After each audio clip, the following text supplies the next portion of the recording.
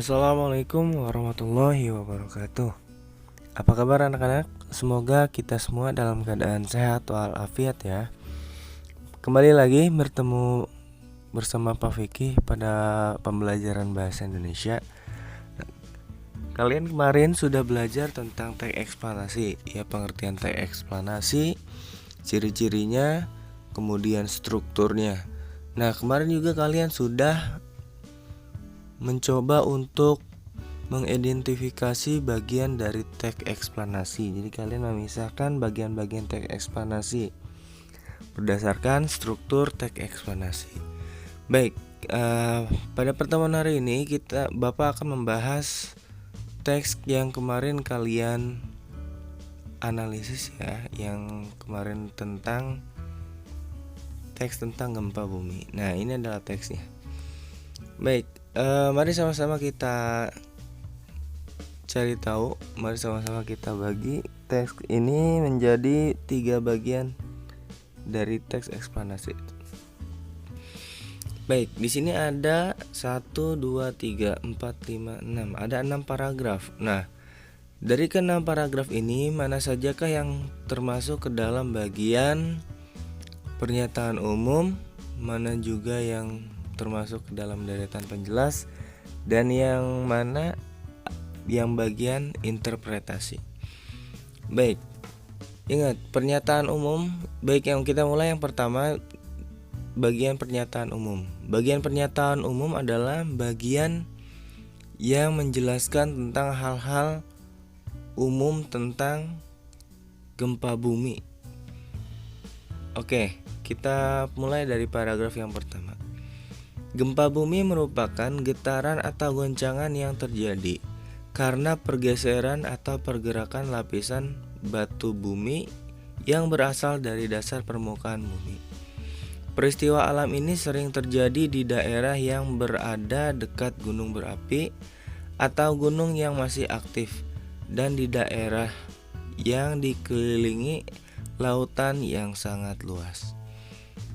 Ini paragraf pertama. Nah, menurut kalian ini masih membahas tentang hal-hal umum atau sudah membahas tentang proses terjadinya gempa bumi?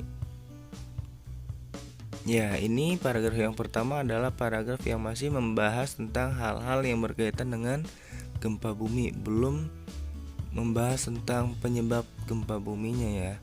Berarti paragraf pertama termasuk dalam pernyataan umum. Kita lanjut ke paragraf kedua. Gempa bumi terjadi karena pergeseran atau gerakan lapisan dasar bumi dan letusan gunung Merapi yang sangat dahsyat. Selain itu, gempa bumi terjadi begitu cepat dengan dampak yang sangat besar bagi lingkungan sekitarnya. Nah, di paragraf kedua ini, apakah sudah membahas tentang proses terjadinya gempa bumi? Ya, di sini sudah mulai membahas tentang terjadinya gempa bumi ya. Gempa bumi terjadi karena, nah itu kan menjelaskan prosesnya ya. Gempa bumi terjadi karena pergeseran atau gerakan lapisan dasar bumi dan letusan gunung berapi yang sangat dahsyat. Jadi gempa bumi itu bisa terjadi karena geseran lapisan dasar bumi dan juga bisa terjadi akibat letusan gunung Merapi. Kemudian paragraf yang ketiga. Jadi paragraf yang kedua sudah termasuk deretan penjelas. Paragraf yang ketiga, getaran gempa bumi yang sangat besar dan merambat ke segala arah sehingga dapat meratakan bangunan dan menimbulkan korban jiwa. Berdasarkan penyebab terjadinya gempa bumi dapat digolongkan menjadi 2 jenis, yaitu gempa bumi vulkanik dan gempa bumi tektonik. Nah, di sini pun masih menjelaskan tentang proses terjadinya gempa bumi. Di sini dipertegas kalau gempa bumi dibagi menjadi 2, yaitu gempa bumi vulkanik dan gempa bumi tektonik. Berarti ini masuk ke dalam deretan penjelas. Yang selanjutnya, paragraf yang keempat. Gempa bumi tektonik terjadi karena lapisan kerak bumi menjadi lunak sehingga mengalami pergeseran atau pergerakan. Teori tektonik plate menjelaskan bahwa bumi kita ini terdiri dari beberapa lapisan buatan. Sebagian besar daerah lapisan kerak ini akan hanyut dan mengapung di lapisan, seperti halnya salju. Lapisan ini bergerak sangat lambat sehingga terpecah-pecah dan bertabrakan satu sama lain. Nah, di paragraf keempat ini dijelaskan tentang terjadinya gempa bumi tektonik. Jadi paragraf yang keempat ini menjelaskan tentang proses terjadinya gempa bumi tektonik. Jadi paragraf keempat termasuk deretan penjelas karena dia menjelaskan proses terjadinya gempa bumi tektonik. Kemudian yang paragraf kelima, itulah yang menyebabkan mengapa gempa bumi dapat terjadi.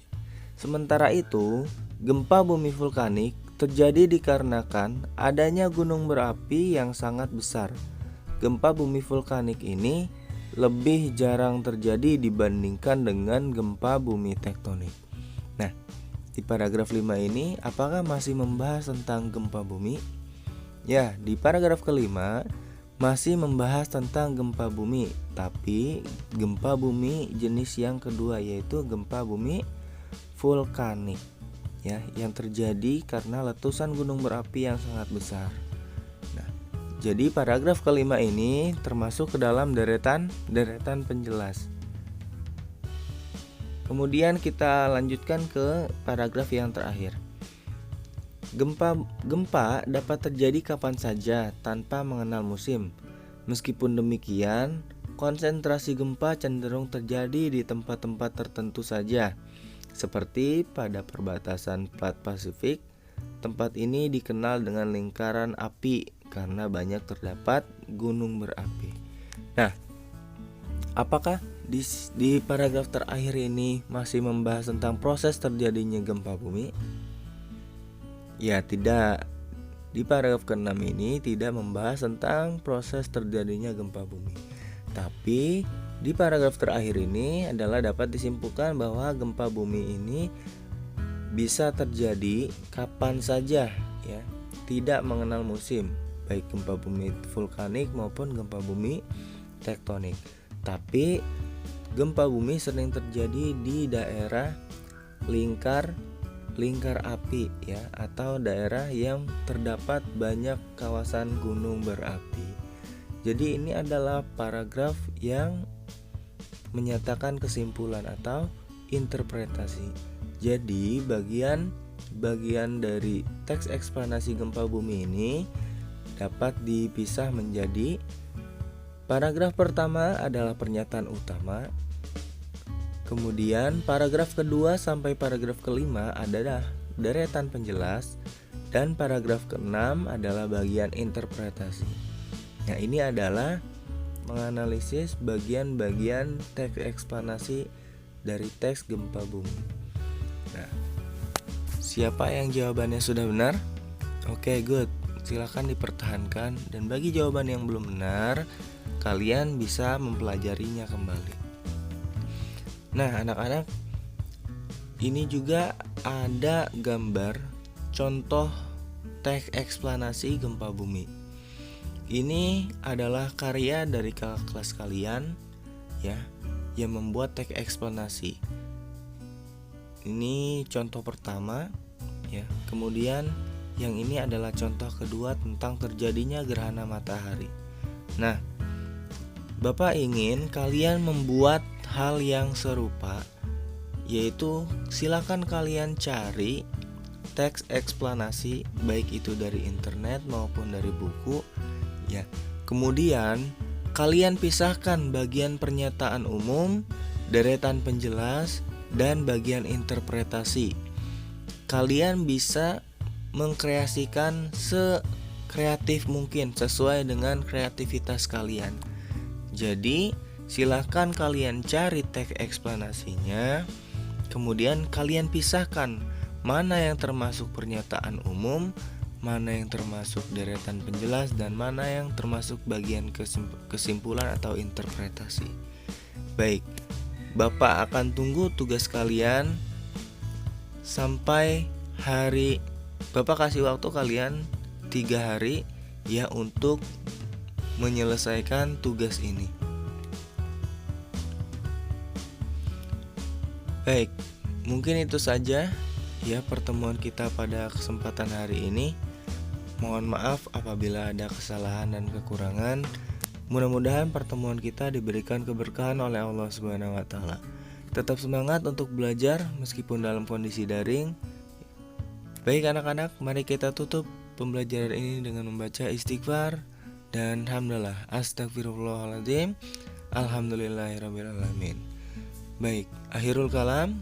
Wabillahi taufiq wal hidayah. Wassalamualaikum warahmatullahi wabarakatuh.